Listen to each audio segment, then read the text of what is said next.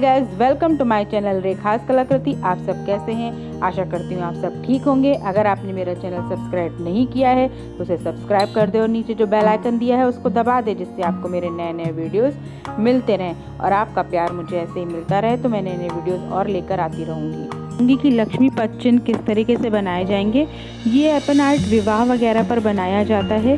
तो चलिए देखते हैं ये खूबसूरत सा लक्ष्मी पदचिन्ह ऐपन आर्ट किस तरीके से बनता है। Let's start.